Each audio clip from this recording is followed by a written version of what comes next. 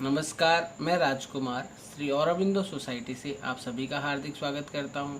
हम शिक्षा में शून्य निवेश नवाचार कार्यक्रम ZIIEI द्वारा संकलित एक रोचक नवाचार के बारे में विस्तार से जानेंगे।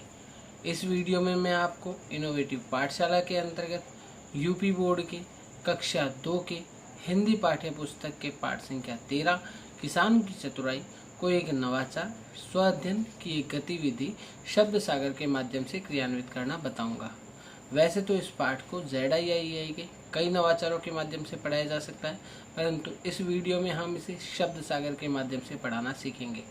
सबसे पहले मैं आपको इस पाठ के सार के बारे में बता देता हूँ। प्रस्तुत पाठ कृषि और ऋतुओं पर आधारित है। इस नवाचार की नवीनता एवं उपयोगिता यह है कि विद्यार्थी अपने सहपाठियों के साथ मिलकर शब्दावली व्याकरण कौशल को बढ़ाते हैं। वे इस गतिविधि का आनंद लेते हैं और सीखने की प्रक्रिया को बेहतर बनाते हैं। इस नवाचार क्रियान्वयन की अवधि 20 मिनट है। इस नवाचार की क्रियान्वयन प्रक्रिया के तहत छात्रों को ऋतुओं की जानकारी, फसलों की जानकारी और नाम वाले शब्दों की जानकारी का पुनः अध्ययन करवाया जा सकता है।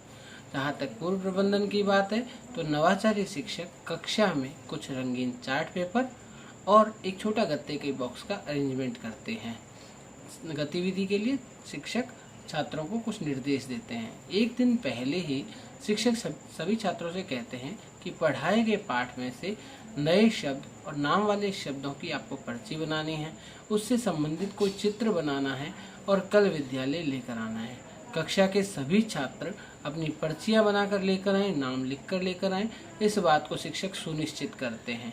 इस गतिविधि के समय शिक्षक यह भी सुनिश्चित करते हैं कि कक्षा के सभी छात्र इसमें बराबर हिस्सा लें। जो छात्र वाक्य नहीं बोल पा रहे उनकी मदद शिक्षक करते हैं। इसके पुनः अध्ययन की जहाँ तक बात आती है तो इस नवाचार के माध्यम से छात्रों को फसलों की जानकारी, ऋतुओं की जानकारी और नाम वाले शब्दों का पुनः अध्ययन करवाया जा सकता है।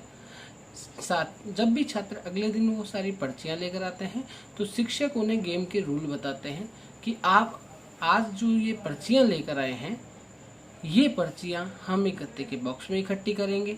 एक एक छात्र को आगे बुलाया जाएगा और वो एक पर्ची निकालेगा, पर्ची में लिखा हुआ शब्द पढ़ेगा और एक वाक्य बनाकर सभी को सुनाएगा। सभी छात्र इसमें हिस्सा लेंगे। दूसरी चीज, वे छात्रों से ही उस कलरफुल चार्ट पेपर की मदद से उस गत्ते के बॉक्स को डेकोरेट करवाते हैं, उस पर शब्द सागर का नाम लिखवाते हैं। अब मैं आपको उदाहरण के माध्यम से समझाता हूँ। जैसे छात्रों में से किसी एक छात्र को आगे बुलाया गया, वो छात्र एक पर्ची निकालता है। पर्ची निकालने के साथ जब उसे कहा जाता है कि अब ये नाम पढ़ो, तो उसने एक नाम पढ़ा, शायद उसमें लिखा हुआ है किसान। अब छात्र उसका एक वाक्य में प्रयोग बनाता है, किसान शीत ऋतु में गेहूं की फसल उगाता है। अब छात्र ने अपने निजी अनुभवों का भी उपयोग किया है, साथ ही साथ अपने वाक्य को भी बनाया है। इस प्रकार से छात्र कई नई बातें सीखते हैं। इस गतिविधि के माध्यम से निम्नलिखित सीखने के प्रतिफल प्राप्त होते हैं। जैसे विविध उद्देश्यों के लिए छात्र अपनी भाषा में और साथ ही साथ विद्यालय की भाषा में एक दूसरे से बात करते हैं, अपने एक्सपीरियंस शेयर करते हैं, प्रश्न पूछते हैं, अपने तर्क रखते हैं। इसी प्रकार कही जाने वाली बातों को ध्यान से सुनते हैं, कविता हो या कहानी हो उसे सुनते हैं, उस पर अपनी प्रतिक्रिया व्यक्त करते हैं। वे विभिन्न प्रकार की ध्वनियों को पहचानते हैं, शब्दों को पहचानते हैं, नए शब्दों का निर्माण करते हैं, अपनी तरफ से नई कहानी या कविताओं की रचना करते हैं, एक दूसरे से चर्चा करते हैं। अपनी निजी जिंदगी में और परिवेश पर आधारित अनुभवों को अपने लेखन में काम में लेते हैं। अपनी कल्पना से कहानी और कविता का निर्माण करते हैं। हिंदी वर्णमाला के अक्षरों को, उनकी ध्वनियों को पहचानते हैं। समान ध्वनियों वाले शब्दों की पहचान करना सीखते हैं। अपने अनुभवों से उनमें आत्मविश्वास की बढ़ोतरी होती है। इस नवाचार के क्रियान्वयन के दौरान कई बातों को ध्यान में रखा गया है। जैसे जो भी छात्र पर्ची पर लिख कर ला रहे हैं, साथ ही साथ उसका चित्र बना कर लाएं, ताकि जो छात्र बोल नहीं पा रहे हैं वो चित्र को देखकर उसकी व्याख्या कर सकते हैं।